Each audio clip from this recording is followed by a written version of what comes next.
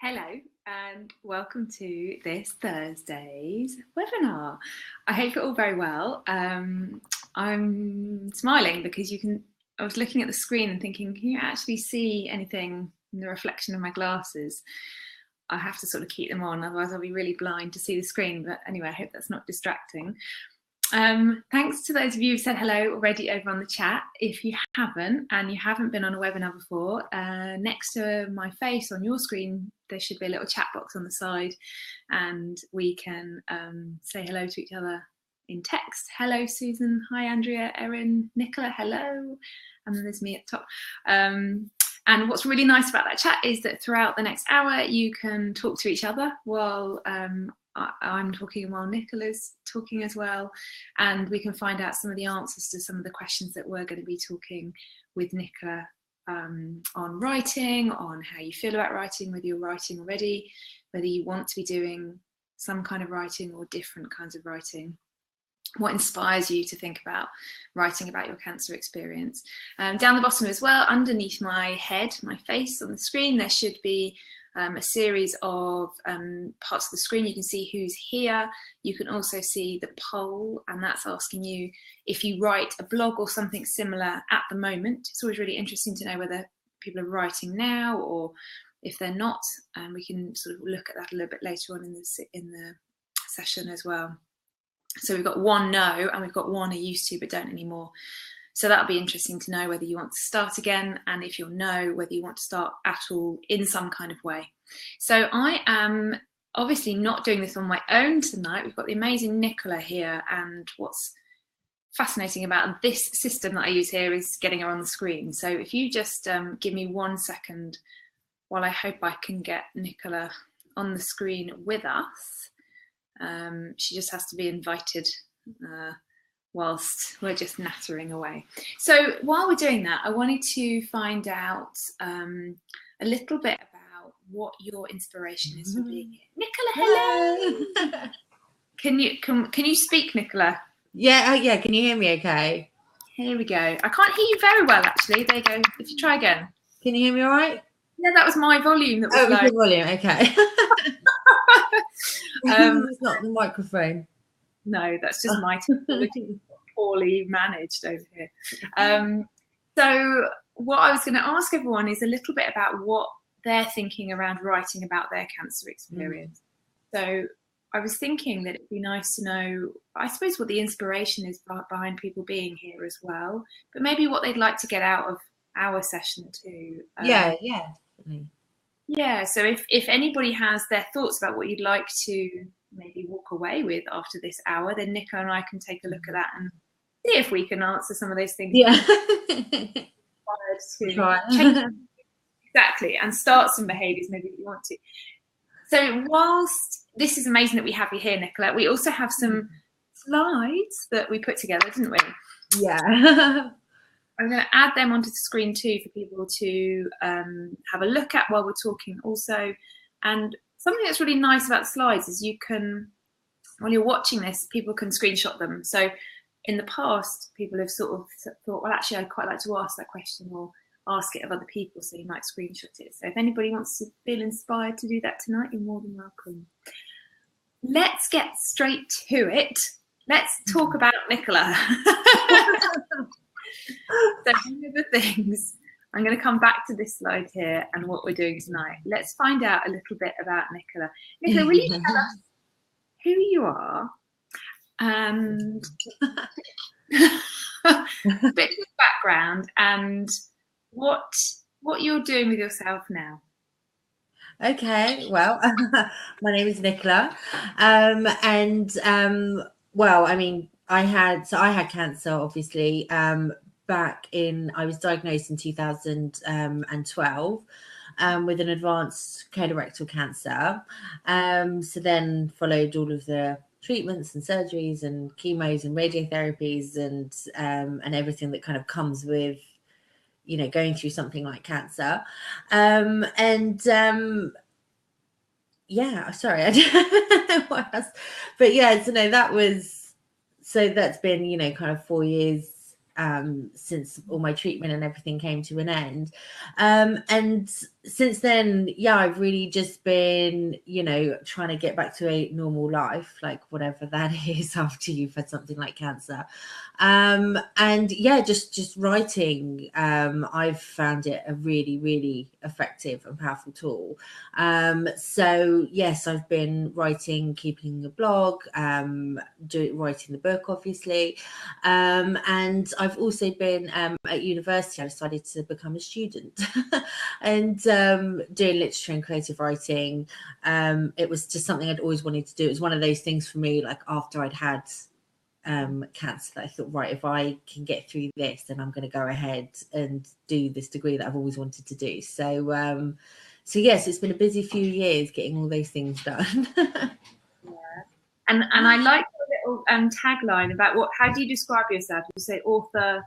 What is the word? Oh yeah, it's like writer, mother, like cancer survivor. I can't remember now.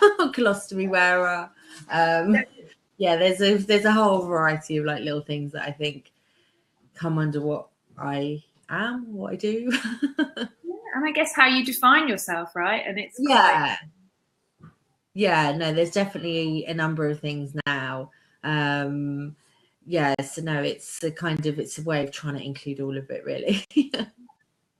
Would you tell us, so what was interesting about how we met was because you were in the process of writing or updating the second edition of the already published book, which is amazing. Yeah.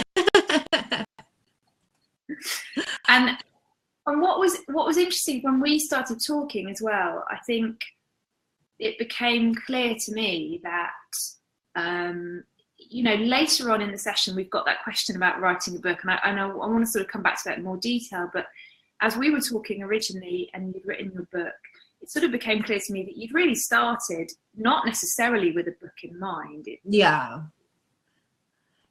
I think that's definitely true. I mean, certainly it evolved. I knew that I wanted to write something similar to, I know Erin's just said about feeling that there wasn't kind of the book that she wanted.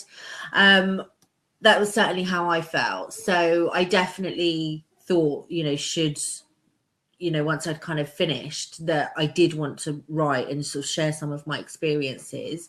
I actually, just like Erin said there as well, I did start blogging, and sort of, I suppose, kind of, you know, sort of built up from there. So, you know, you're thinking in much smaller sections. You know, I didn't go into it initially being like, right, I'm going to write, you know, 60,000 words. You know, quite overwhelming. But, you know, so starting off with blog posts, and, you know, kind of getting feedback and just sort of building your confidence, I think, when you're writing. I think that's a really big thing. I think people are very good at kind of getting in their own way. And I think that, you know, although sometimes people, I've definitely had done it before, think I would like to write a book or to share my experience, but it seems like quite a large, overwhelming task. But when you do break it down slightly, say into like blog posts, which, you know, generally only are really about 500, maybe up to 1,000 words, then suddenly that feels a lot more, you know, attainable and doable. And they're constantly evolving as well. You know, you're always kind of updating and bringing out your next post. So it's not, you know, it's not like with a book where you have this absolute final product. So it gives you, I think, a chance to really kind of figure out the best way to go about writing and the best way that you know, you feel like communicates what you're trying to say. Because everybody's got very different styles, you know, and sometimes it just takes a little while to figure out where you actually sit. Yeah. Did you always like writing way before cancer? Was it always something you'd done? Oh yeah, definitely. It was something I'd always done. And it was, I mean, I'd written, you know, endless notebooks full of half written stories. But yeah, so no, it definitely was. And I think it was, you know, similarly to what I was just saying, really, about sort of forever being in my own way. And, you know, the fear of failure and all of those things that kind of hold us back. And definitely, I think the one positive for me, anyway, that came from having cancer, if there can be a positive, is definitely just getting out of my own way and being like, well, what am I waiting for? What else needs to happen other than getting cancer for you to realize that actually, if there's things you want to do, you just kind of need to get on and do them. Hence me, signing up to do my my degree and, starting the blog and just starting really trying to get my writing out there. I feel like when you talk about getting out of my own way, I've got a really visual image in mind of kind of like picking myself up and going, no, Yeah. moving yourself over here. Is that what it feels like? Yeah, definitely. I think that's exactly kind of what it felt like, because I think it's quite easy to kind of just get caught up with those, that all those like little voices, I guess, in your head, isn't it, of like, oh, it won't be any good, no one will read it, no one will like it, if I just don't do it, then I don't need to be confronted with it not working out. There's that kind of, so you just kind of end up listening to those, I suppose. And I think that was what like having cancer got rid of for me. I think there's also an element, and the people who are watching this, all of us, right, are going to be related to cancer in some way. Most of us, I think, have lived through it or have had someone close. And I think something about that puts you into sort of another group as well. So you might want to write, but you've also got this added idea of the cancer, the illness. But I wonder, I'm happy to say this might be me putting this on to you, and it might be my own fear. But I wonder what stops us as well is saying, well, there are so many blogs out there. People write lovely things already. It's already been done. What's the point of me adding to it? Does that? Yeah. How do you have? Let me start that question again. Have you had that voice yourself, and how have you gotten over that? Yeah, absolutely. And there are some like fantastic blogs and like people who've been going for a very long time and have a huge amount of followers, and you kind of maybe can't help but compare yourself, especially at the beginning. I think what I've absolutely learned through this has taken time, and through writing so much, like for years now, is that no one can tell like your story the way you can tell it. And even if, say, someone said to us, right, would it be like to land on the moon? You and I are going to write completely different things. We're going to have very different styles. We're going to have very different ways of looking at the moon or whatever it is. So actually, I just don't actually think that is the case, because yes, no one can tell your story the way that you can tell it, and there will be, I'm sure, someone who it resonates with on a certain level. So that's why I think that yes, whilst there are fantastic cancer blogs already out there, that does not mean that you haven't still got something to like add to that conversation.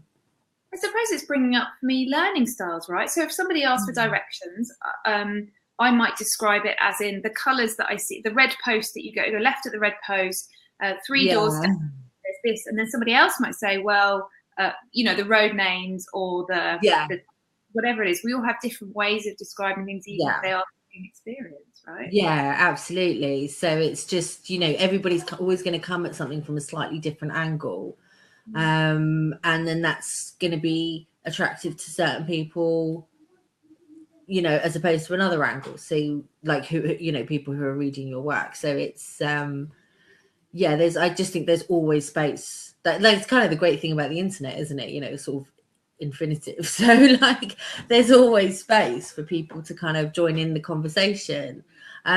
Also, the other thing, and like this has happened with me with my blog, is that after a while you do sort of, I think, reach a point when you've kind of started saying everything that you sort of had to say.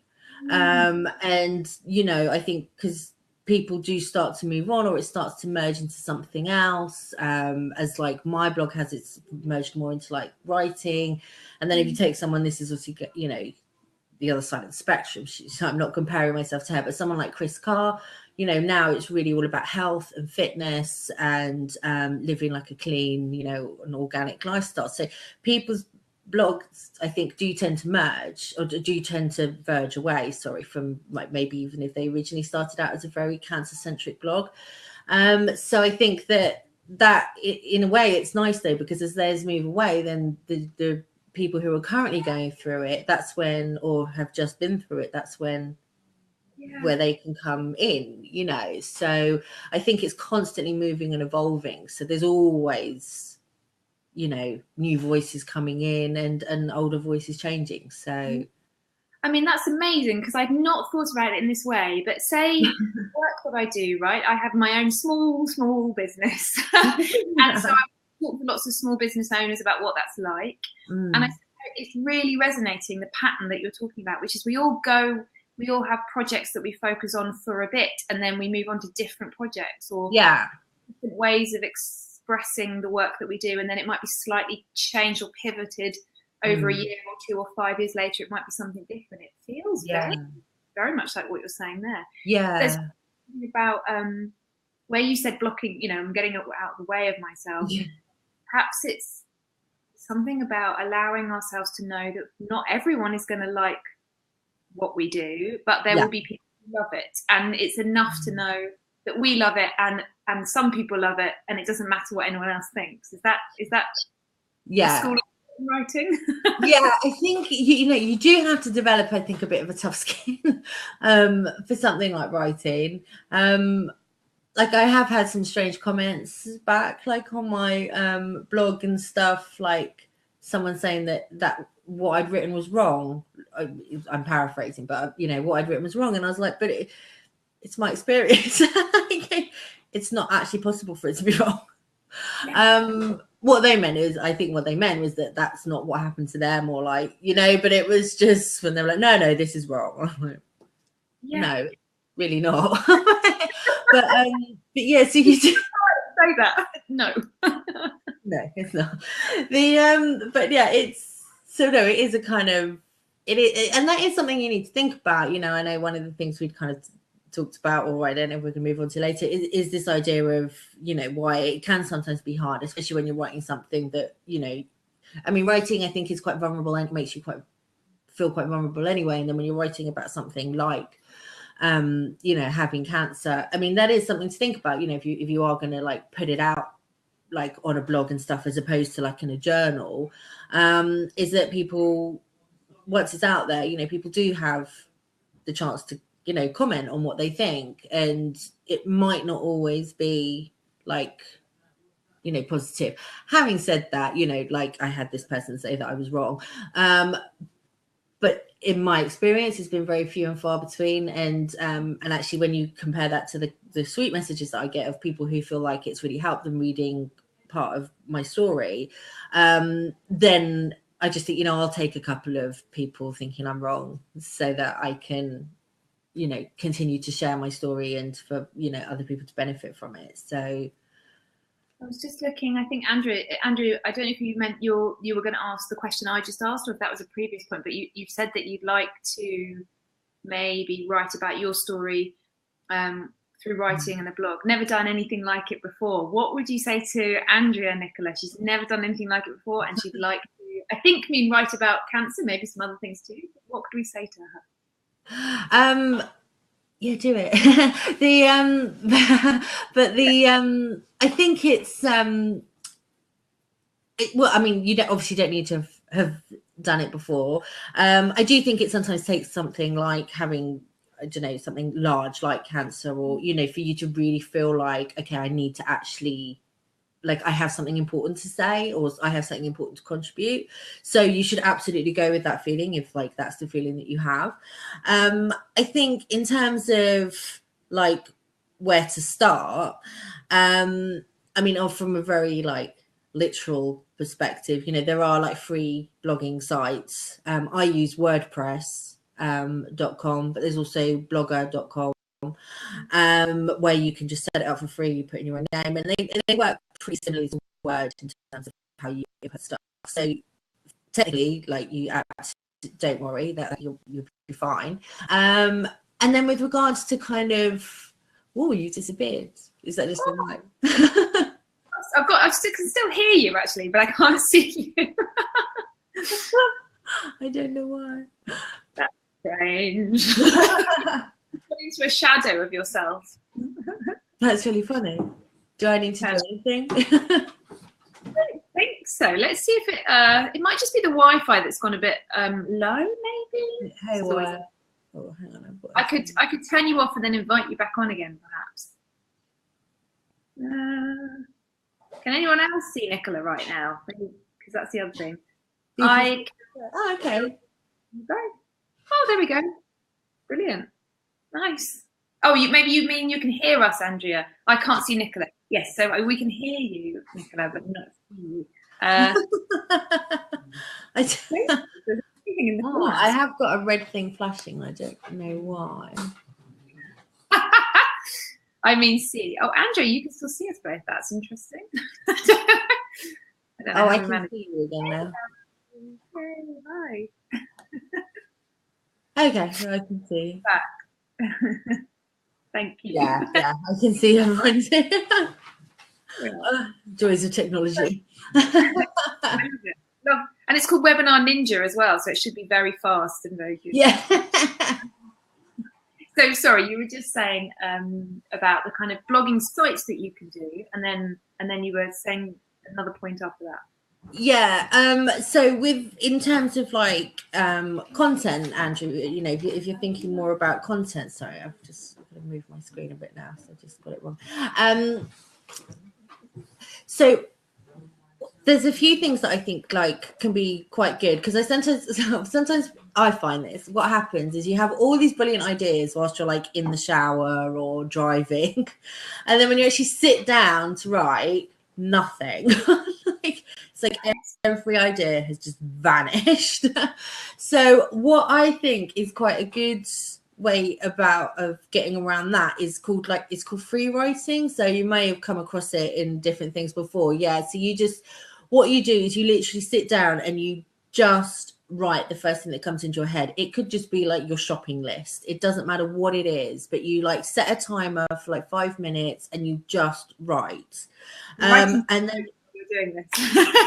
Yeah, it's a really good tool, actually. Even, you know, where I studied creative writing at university, they often start our workshops like that. Just it kind of clears your brain space. And also when you're writing so quickly and you know, because you're not thinking about, well, you try not to really think about what you're writing, you're not correcting yourself, don't need to worry about punctuation, spelling, anything like that.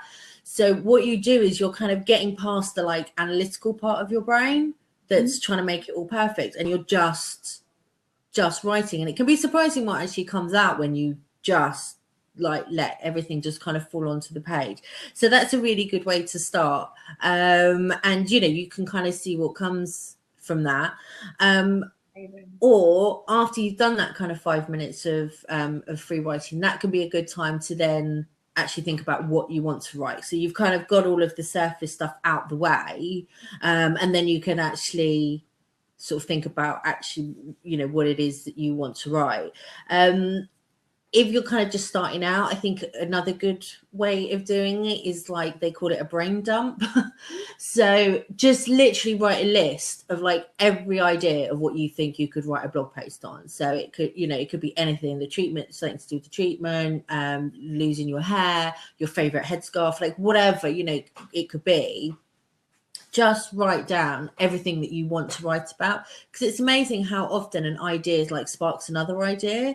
You know, she might think, oh, actually, yeah, if I am writing about my favorite headscarf, then actually I'll write about like this too. And, you know, it just kind of, it's amazing how much it can start flowing like that. You know, once you start thinking of these ideas, once you've got all those down, then you can actually, you know, have a look at your list and see, okay, well, which one is it that I, you know, that kind of strikes me as, yeah, that's the one that I want to start with, or I think I've kind of got the most to say about, and then just, you know, and just start there. So then that's it. You know, you've got your first blog post, put it up, and then ta-da, you're published. You're now a blogger. It's that. It's that. So if everyone's interested, well, no, I'm gonna request you do this as a participant of our webinar tonight. What about if we ask people who are on tonight to come up with 5 titles or you know, potential posts. But again, they don't have to be blogged to be published publicly. It can be your personal writing. But should we ask people to come up with 5? Yeah, that's a good idea. Titles or themes that they might want to write about. And if you're feeling brave, put them in the chat. And we'll have Yeah, that's a really good idea. And because sometimes, like, you can get ideas that are sparked from other people's writing as well, you know. So if you do read like cancer blogs and stuff, I know that I read a blog post that was about a lady's experience of losing her hair when she was having chemotherapy. And it just made, because I didn't lose my hair to chemotherapy. I don't know, I assume you had the same, I don't know, but for bowel cancer, it's a different type of chemotherapy. Yeah, it's exactly what I had. So it has so that was, but not losing your hair is a kind of, it was an interesting sort of dynamic, because people don't realize that you're ill, and which, you know, is lovely sometimes, but people just don't realize how ill you are, I found, because you don't look like a cancer patient, or what people perceive a cancer patient to look like. So I thought, oh, it would be interesting to just share my experience, which is the other, like, you know, which is just a different angle, like, to what this lady experienced. And that's been one of my highest read posts that I've ever written, because I think it is just something that's not talked about as much with regards to cancer treatment. So yeah, so it can be useful as well to just see what other people are saying about their cancer experience, and then, you know, you can see how you can kind of, you know, add to that conversation and maybe give a slightly different opinion or a slightly different way of looking at it. And, you know, that's, I always find a sort of quite a good source of inspiration, is when you sort of see what other people are saying about cancer. I mean, what's looking back for me, so one of the reasons I'm interested really also in talking with you is because I'm going to get, in a minute, I'm going to go back up the feed, because I know there are a couple of people who wanted to ask a bit more about, similar to what Andrew asked, so I'll go back in a second to that. But one thing I found very hard when I was ill, so mine was 6-7 years ago now, everybody kept saying, write a blog, write a blog, write a blog. And I found it so, the 2 things people kept saying to me was do yoga and write a blog. Now, I love yoga. Yoga, but it was wrong to just keep having it pushed at me. Especially I had a ileostomy at the time, and I just wasn't comfortable to go to yoga. Yeah, it takes some confidence when you've got a colostomy. A little bit. You have to be kind of, I'm all right with it. I don't mind at all. And I think I was still a bit, you know. Yeah, it takes time. People just kept saying, write a blog, write a blog, write a blog. And I felt so forced to write, because everyone said it would be so good for me, that I just And I also wonder whether I guess, I don't know whether this is the right term, self-muted. I almost self-censored myself, because I was quite angry when I was going through my illness. And I felt like if I write, all that anger is going to be really very obvious on the page, and easy or pleasant. Now, obviously, I can understand that a bit more now, in terms of that was probably more for therapeutic writing. You know, it didn't have to go. This would have been nice. But how does one cope with that? Because potentially, also, we're talking with people tonight who are just finishing treatment, and it's all still quite raw and emotional. And how do they write about their cancer experience? By sharing what they want to, but not so much that they feel vulnerable and that it's difficult. Yeah, I mean, I didn't actually publish anything to do with cancer until my treatment and everything had finished. But I did write throughout it, but I kept it very, very, very private. It was in like a locked file on my computer. Like, it was because that was my space to digest what was going on. So to me, they are 2 different types of writing. I definitely censor myself more with the things that I share. I definitely feel the need, right or wrongly, to kind of always, I don't know, end on a more positive or a happier note. Whereas if I'm writing just for myself, obviously I don't feel the need to do that, you know, but I mean, there is obviously nothing wrong in writing a blog or putting words out there that are really raw. You know, I think people don't anything that I have had a really positive response to, actually, like I had an article published in the Huffington Post, and that one was a lot rawer. You know, it was a lot more looking at how, you know, just like, stop telling me to be positive because I'm actually really like pissed off. And you know, so it was a lot more raw and like that. And I think that was kind of the attraction, was this, having this kind of realness, rather than someone going, oh well, it was awful, but you know, my life's so amazing now. And which I do still feel, but you know, like with all these things, there's conflicting emotions, and Yeah. you know, you can feel happy and sad and angry and everything all at the same time. And yeah, rightly or wrongly, I just feel like I don't want people to come to my blog and then just be like, oh my God, this is just so awful. Like, everything's so awful. So that's why I always kind of feel a need to try and sort of keep people lifted at the same time. But so for me, yeah, there is a point of difference. I think, yeah, for me, to be honest, it didn't even really occur to me to publish whilst I was going through cancer. I think that felt like a very private experience. Even though post cancer, I've made it hugely public experience, like telling people everything all the time. But but yeah, I don't know. But then I have more strength now. You know, I didn't have the strength when I was going through cancer. If somebody said that no to you, you know, earlier on, I wonder if your reaction would have been as sort of. Yeah, exactly. I think it's just, yeah, you know, you kind of need to reach a point where, yeah, you just feel like you'd be happy doing that. And I definitely reached a point where I felt almost like desperate to share my story and to make other people aware. And I think there's just an element of attempting to turn it into a positive. You know, it's like, well, if I can share this and help someone else, then not it's been worthwhile, but you know, it's like, it's just able to sort of turn something so horrific into something that can help other people. Like that for me became a really strong like want. And you know, to have the kind of writing out there that I wish that I'd had, and to know that I've been able to help someone like that, like those became just such strong desires for me, that kind of overrode everything else. So but yeah, I think there is an element of timing.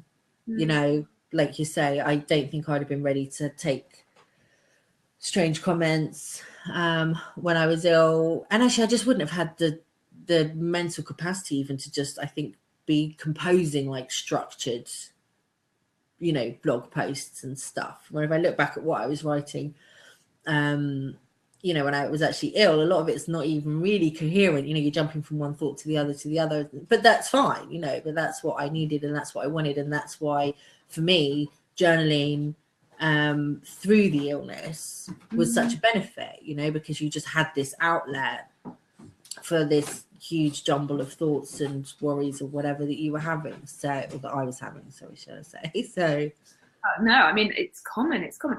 You reminded me, and I'm aware of it sometimes, but I sort of forget it's there. I do have a document on my laptop that is just a massive Word document, just going and it's pretty much started around about treatment and the years just about afterwards. I haven't for quite a long time, but and I blog now for work, in the sense of I blog about life after cancer, you know, coaching and how that supports people and things. So it's got a different slant on it. And I do talk about myself in those blogs, but I try and bring it into the experience of life after cancer. Yeah. But it is funny what you say about ending on a positive. I'm always very cautious because, you know, part of the work I do is obviously supporting people to find the things that they can move towards, to get goals, to feel inspired, to have energy.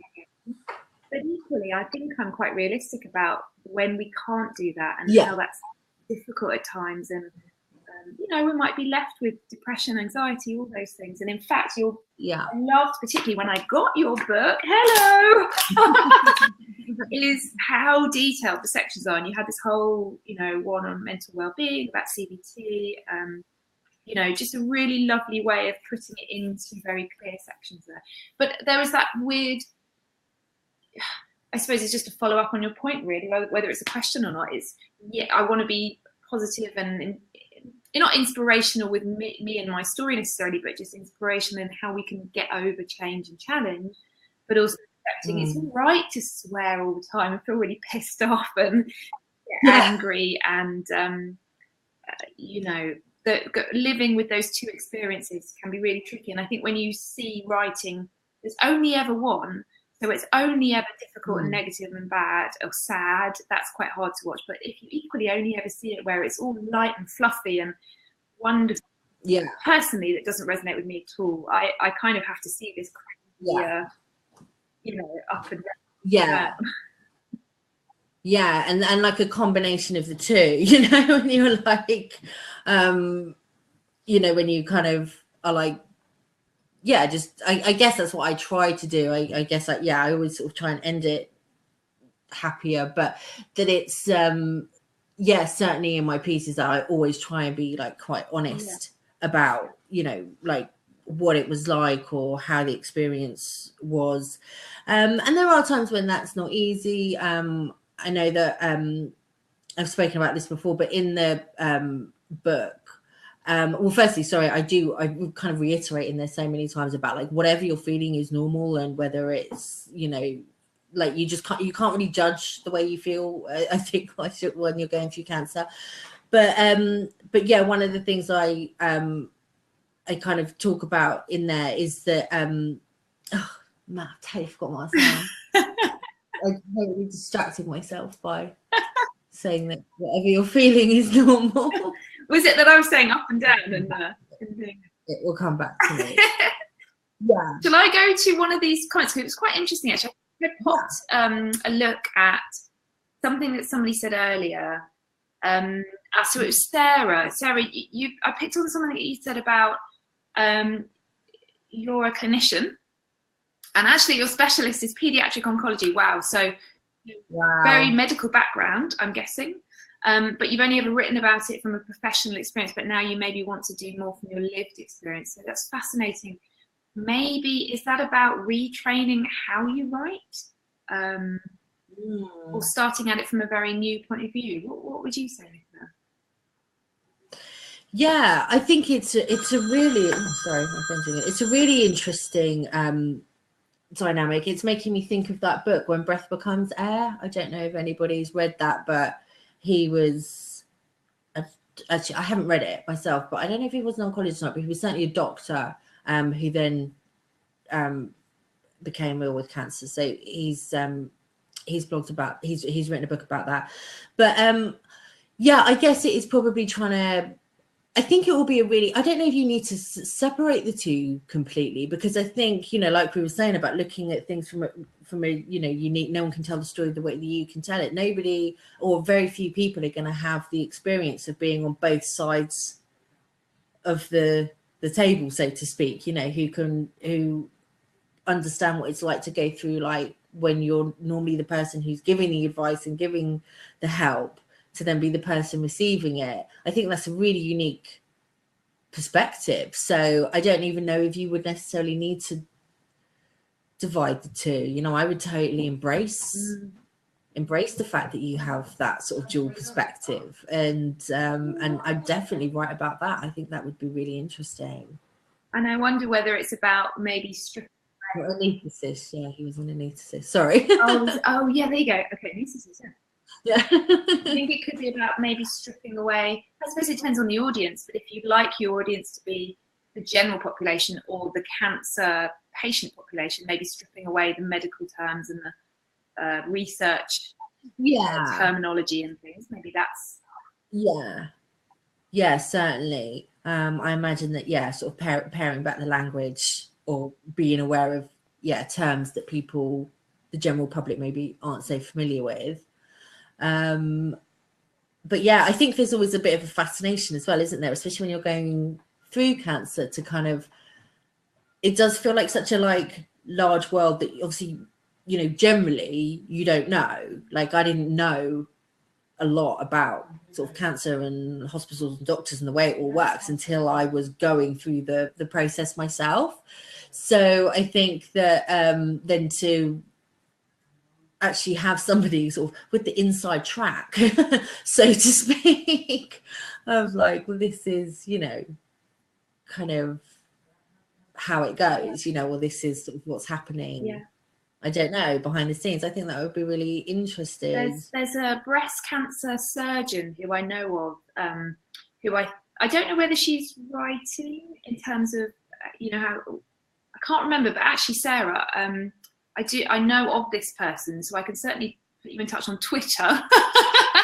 So if it's interesting to see what she's doing, that might be quite interesting, because it might be quite useful to learn how other people do it. Yeah. She said, I guess I'm scared of keep hiding behind the medical expert angle rather than the authentic one. Yes, Liz O'Riordan, exactly that. Yes. Yeah, I'm thinking of someone else as well who is, and it's not Liz O'Riordan. I can't think of the name now. I'll have to check it. Yeah. But yeah, no, I can see what you mean about being authentically you, but it's Sarah, but then you are being authentically you, because you are more than just a cancer patient, you know, and or, you know, I don't know whereabouts you are in your treatment, but the but yeah, you know, so you are being you because you are a pediatric oncologist as well, you know, so that is you. But yeah, I guess you don't want it to be like you're doctoring advice. Yeah. I guess that's what you mean by that, about, you know, the medical expert angle. But yeah, so I don't know, I guess just keeping it very real and keeping it very much from your perspective. But I imagine it would be quite interesting if you're saying if you're looking at it, yeah, from both points of view, where you're saying, well, this is how it's affecting me, even though I know that the doctors are probably going through, or, you know, doing this because that's what I'd be doing. And then, you know, like, I think it would be a really interesting, very interesting way of looking at it. But you are all those things, you know, you are a pediatric. I couldn't imagine doing a job like that. Kudos to you. Should we have a look at some of the titles that I think people have come up with when we said about the kind of blogs? Should we take a look at them? Yeah, definitely. I think they start around, let's go from the bottom, I guess. I think we've got asking for help. Lovely. Asking for help. Survival after treatment is done, like that. Ways to reduce anxiety after a cancer diagnosis. Yeah, I'm equal. Chemo brain is real. Is that one? That's an interesting one. And is that a question or is that a statement? Yeah, I'm not sure. Yeah. Just putting it out there, and it absolutely is. And it's funny because I might say to somebody these days, I'm 7 years on, and I'm sure I still have chemo brain. I think it's really not very useful to say that. I'm so, oh no, honestly, it does change. No, I definitely still have it. Yeah, no, that is a great blog. It's a great blog title. And actually, it's funny because before I had chemo brain, I didn't know about chemo brain.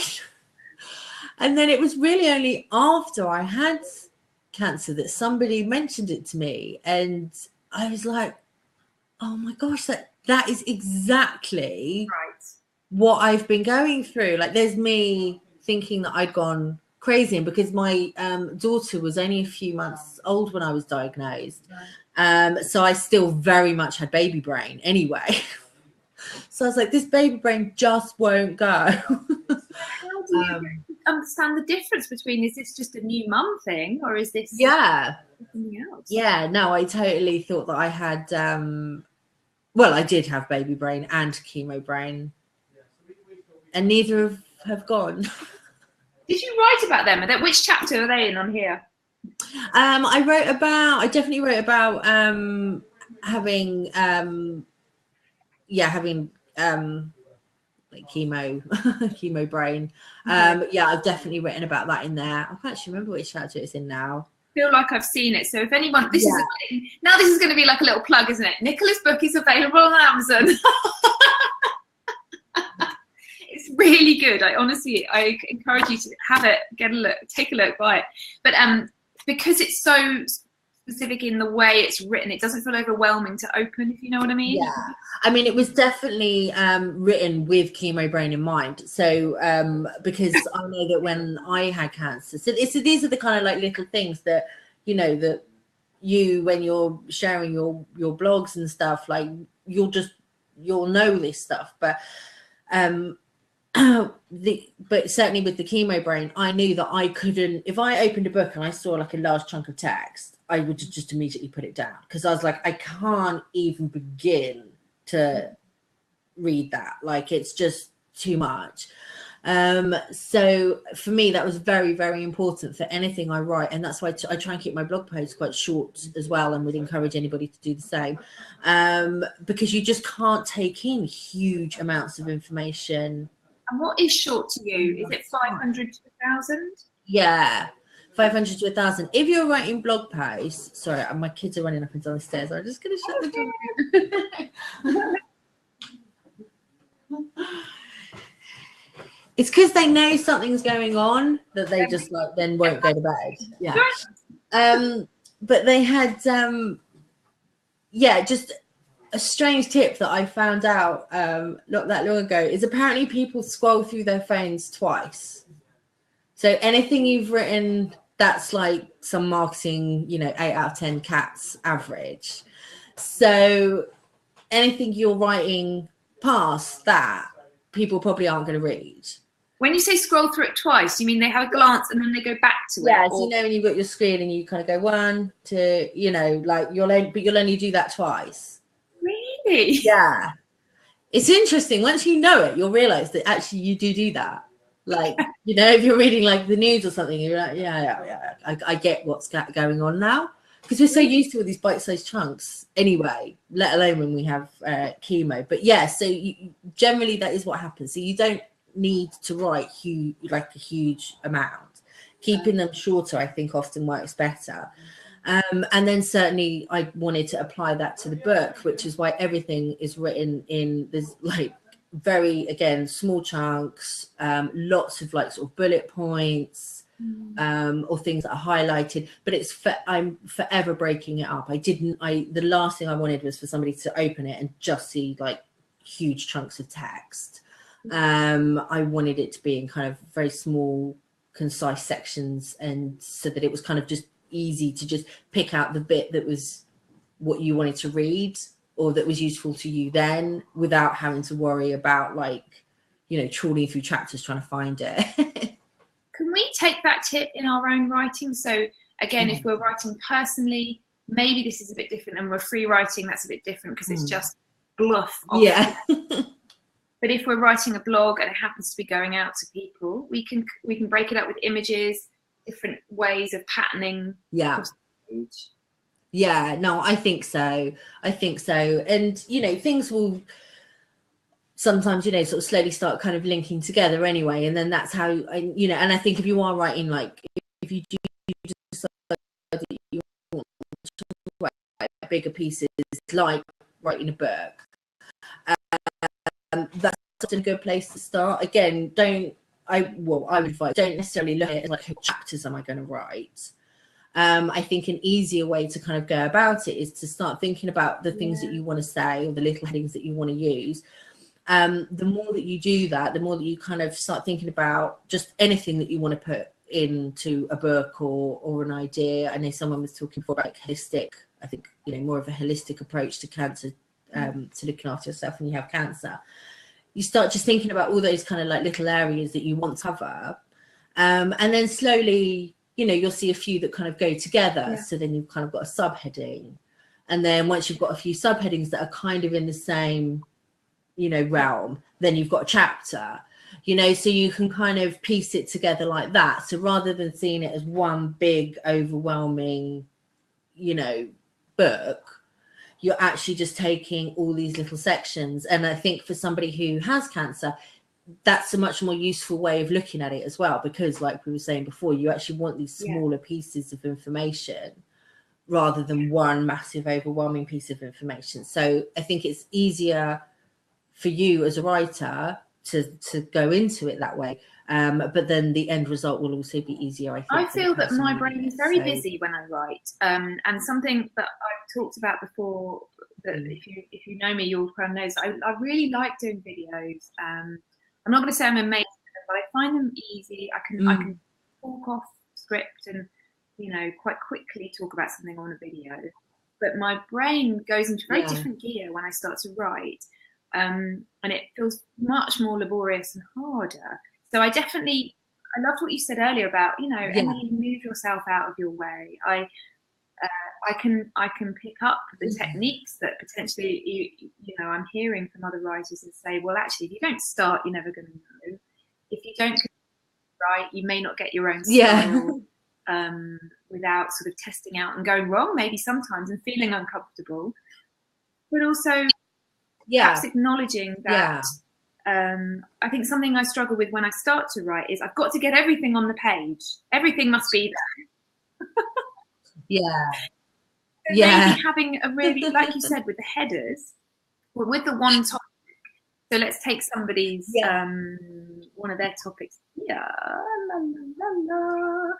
Survival after treatment is done, Susan has said. That would be the main topic. We maybe make it into a title. You break it down into 4 headings maybe and answer maybe a question within that. Yeah, definitely. I think that's a really good way to go about it. And then if you do it more as headings, so you're kind of, because I get that as well, then when your brain sort of is going a bit sort of 10 to the dozen, and then you can't get the words out quick enough on the page, and it can get a bit frustrating. I think to write down like the key points that you want to make, or as many of them as you want, but then once you've kind of feel like that's kind of everything I'd want to say on the subject, then you can go back to those key points and actually flesh out the ideas like a bit more thoroughly, and actually write those little sections like a bit more thoroughly. So it's kind of somewhere between, I guess, that kind of free writing and a brain dump where you're just getting it all out in just very much in shorthand, and then you're able to kind of build on the things. And is it fair to say, I don't know why I felt like this, but we have permission, right, to change a blog into 3 blogs. It's okay if it's really long, you can just section it up and make it into 3. Whereas I think potentially I've said, no, it all has to be in that one. I need to get it all in there. And that's just confusing and frustrating. No, and actually, I really, really don't think you need to do that. Like we were saying, I think just kind of keeping it sort of short and concise, I think works really, really well. But also, if you did want to verbalize, what you have to say rather than writing it down. And, firstly, like there is software that I haven't used, so I don't know if it's any good or not, but where you like apps and stuff where you talk into your phone and it transcribes it for you. And actually there's somebody I'm at university with, and I know that that's how she writes initially, because it's almost like there's so much in her head. She doesn't feel like she can just write it straight onto the page. So she actually records all her ideas and everything that she's going to say. She just speaks into her phone and records all of it. And then when she goes back and transcribes it, that's when she's kind of, editing and actually like writing it out properly and stuff. But that initial like blur, she always does verbally. And it was so funny when she said that to me, and I was like, that is such a good idea. I can't believe I never even thought to do that. Or if you don't, as opposed, you obviously don't have to blog. Like you could do YouTube videos or podcasts, I think are just becoming like more and more popular. So if you do feel more confident, speaking the words as opposed to literally writing them on a sheet of paper, but you still want to kind of get them out and get your message out there, I think there's always that option. It just doesn't have to be a written blog for you to be able to still like express yourself. I think for me, when I started the work that I do, I felt that I should be writing, because I felt that it would be a good way to connect with people and find out about, help them solve their problems as well. And then through probably my own coaching as well, we realized that actually I find it easier to talk and to verbalize that. So moved away slightly from regular writing, but now I'm really keen to get back into, I'm not going to say I'm going to double up, because that would just be that would be quite a lot of work, but to start using some of the content, I suppose, in different ways to be able to resonate. Because some people like to watch videos as well. Other people really like to read. Sometimes you want to flip between the both. Yeah, no, you can absolutely have a combination of both. Yeah, I think that works really well. I'm just looking at the time. I cannot believe it. What I was going to say, we've got 3 kind of main questions. We may well have covered them in some of our talks, but should we go through them on the slide and see if there's anything else you'd like to add for people? Yeah, lovely. Oh, look, there's me. Hello. For anyone who doesn't know, that I am a coach and a health psychology specialist, and something that I have is a Moving Forward from Cancer group. If you're not part of it, and some people I know are and some people may not be, you're very welcome to join. It's on Facebook. It's facebook.com/groups/Moving Forward from Cancer. But I'll put the link. Yeah, it's really good. I really enjoy that group. Really I love it. It's really, I love it. It's lovely. So yeah, I'll pop the link into your email when you get the replay of this as well. So if anybody's part of it, look, there's meetings with videos. We've talked a little bit about writing as therapy. Have we touched enough on why writing about our own experience is hard? Is there anything that you can impart for people if they're struggling with perhaps writing about their own experience? Yeah, I mean, it can be hard. And so actually, I think this is the point I was going to make earlier. Well, I remember when I was writing in my book, there's a section about chemotherapy and the sort of links between chemotherapy and having chemotherapy and depression. And there was something that I struggled with a lot when I was going through my treatment. So when I was writing about that area, it was, I found it really, really like painful, you're sort of delving back into those kind of like raw emotions. And I remember writing specifically about the chemotherapy, and it was honestly like I could feel the chemotherapy going up my arm, like I was having an IV. It was really strange. So it was, so there is kind of that. Sometimes it is hard when you're sort of delving into your own experience. I think as well, just thinking about if there are things that you do or don't want to kind of include. I never ever talk about my husband in the book or any of my blog posts or anything. And people have asked before, like how he felt, how he found it, how he helped, or any problems that kind of arose from it. But it's always been my decision not to write about that, because that's his story, or our story. It's not my story to tell. That's how I personally feel. Other people do share the impacts on loved ones or how it affected the people around them, which is obviously totally fine. That's their shout. It's just my personal feeling was that I didn't want to be sharing stuff and then having Tom feel awkward about things I'd shared, or like it was just, no, this is me, it's my story, it's my experience, and that was my decision, was to kind of keep it very much like that. But I do think that's something you need to sort of think about if you are going to sort of share other people's part in it, is just to kind of just, it can be hard, and just sort of think about where you sit, what side of the fence you sit on that. It's just maybe kind of think about it before. So those things can be hard. I think an idea that I've had and that I've used when you're writing about areas that you feel are very hard, and this is more if you're kind of writing for yourself, or but if is writing it like a story about somebody else. I think that just, it offers you this level of like detachment from the feeling. Or like one of the examples I give in the book is that you could imagine that like a child has, or somebody has cancer, and you're trying to explain it to them, or you're imagining somebody telling somebody else that they have cancer and how they feel about it. So it's sort of more of a fiction story, but you're still allowing yourself to kind of explore the emotions and how you feel and what you're going through, but maybe without confronting it quite so head on, because you're kind of, you're putting another person, or albeit fictitious, between you and your illness. So I think that can be, if you are finding it hard to write about yourself, that can be a good way to start exploring you know, writing about your illness without confronting it too much. Absolutely, if that makes sense. And I'm really moved actually when you're talking, because it feels so, it's what you're describing is the way we sometimes talk about some versions of therapy, you know, having objectivity, particularly things like NLPs and neuro-linguistic. Right. Yeah. So you would have this idea of protection around you, and you pull yourself back, and sometimes you get somebody to physically move space so that they can be somewhere else to get perspective on the situation or event. It sounds incredibly exactly like that, and I've perhaps not appreciated how really not just therapeutic writing is, but the technique of how we write is a form of therapy as well.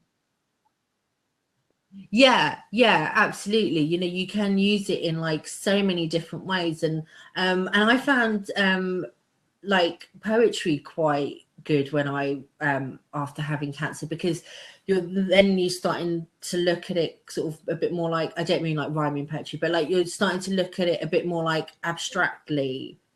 Like I wrote a poem once for university that was about having cancer, but but the poem itself was about how stars are dying, and I don't know, in my head I was kind of equating the stars to like the cancer cells dying, but actually what I wrote was a poem about stars, but what I was processing was my feeling about like getting over cancer. So yeah, you can be really abstract with it. You don't have to just be like, well, then I felt this, and then I felt this, and then I felt this. You know, it can be, that's the beauty of writing, right? There's no like wrong way of doing it. It's a form of expression. So certainly if you're using it as therapy. So actually you can do that in any way. You can do that in any way you want. You know, that's the great thing about it. The permission word is coming up again for me. So you have permission to write however you want. Yeah. I don't know what box we feel we put ourselves in, but yeah, you have permission to write whatever and however you want. Yeah. Maybe that could be like our take home. Definitely. I think that's a really good like ending point, really, isn't it? You have permission, just go forth and write. That's it. So I'm just aware of time, but I'd like to just see if we've covered how to create blog topics. I think we sort of looked at that really a bit, didn't we, with questions and main things that people might want to say. Do you think we've? Yeah, I think so. I mean, you can obviously always just literally ask people, especially once people start reading your blogs or whatever, ask them what they want to know, if there's anything they want to know. I always think Twitter's quite good as well, like seeing like using hashtags and seeing what people are talking about and what kind of questions are coming up on Twitter, like or it doesn't have to be Twitter, but that kind of social media. It's amazing how many ideas you can get from just seeing what people are saying. And yeah, like I said before, you know, what conversations are already happening around the topics, and then, you know, it might give you an idea of a slightly different take on something that's being spoken about already. And as you said, perhaps this thing of, if you feel it's missing, can you write about it? Yeah, exactly. If you think it's missing, there's bound to be somebody else who does too, you know. So yeah, definitely, if there's anything you think, oh, I wish I'd known that, that's a brilliant one. So everyone, if you find yourself feeling like you want to write something or doing something, you think, if only somebody had done it, that's your inspiration to go, I can do it. Yeah, exactly. So Nicola, our biggie, what if we want to write a book? What should we do?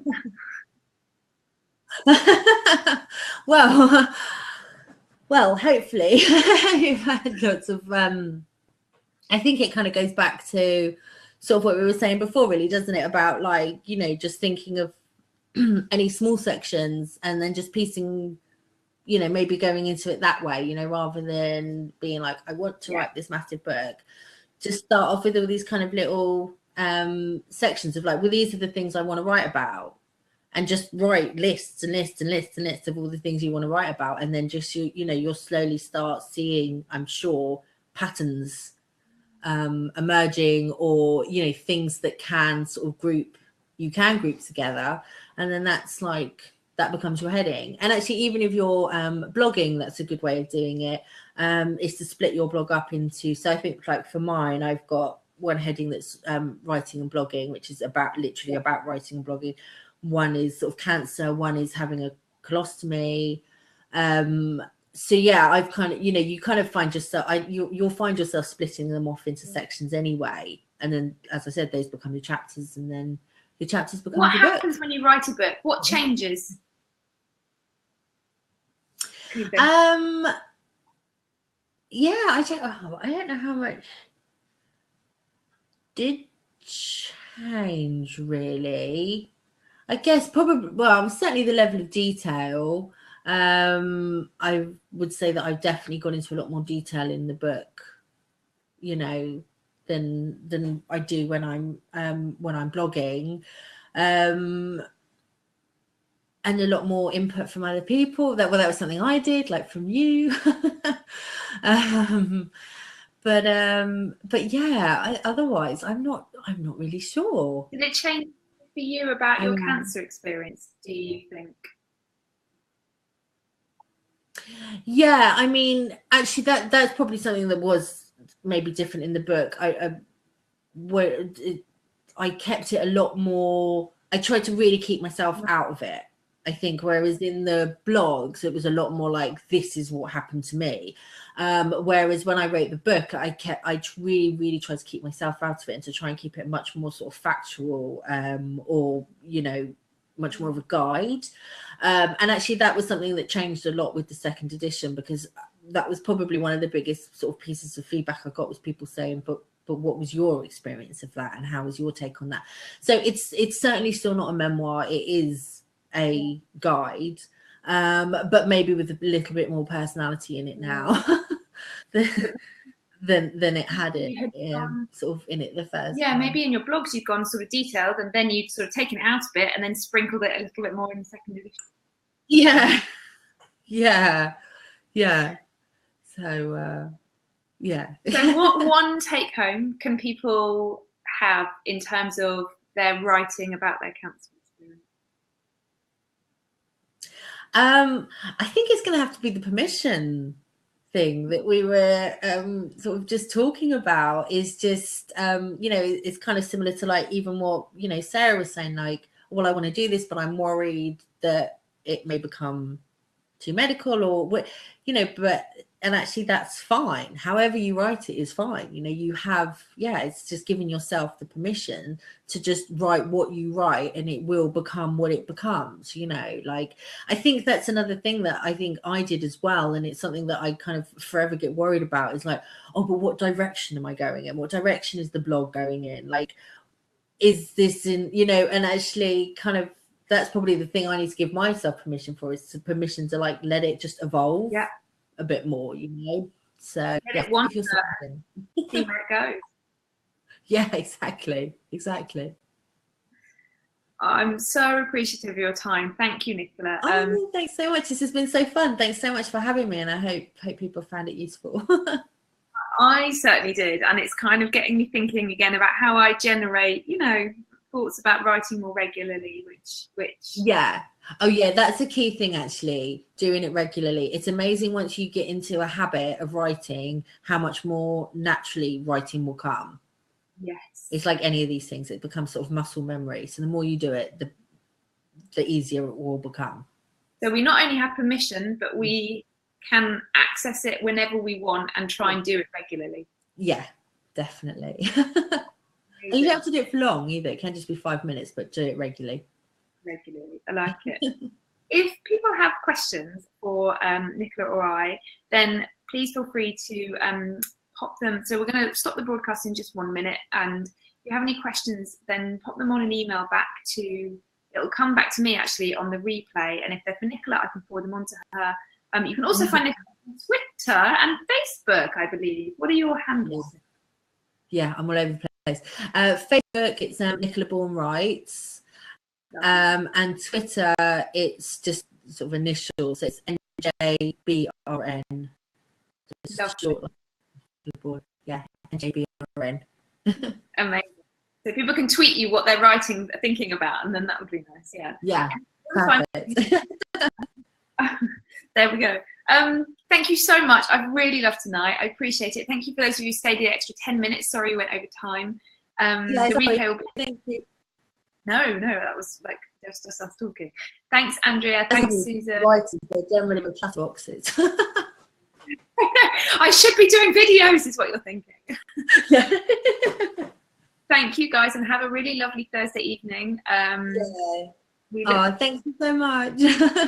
Well, Nicola, I hope that we'll be talking more, and you can be my writing coach now. That's it. Oh yeah, definitely.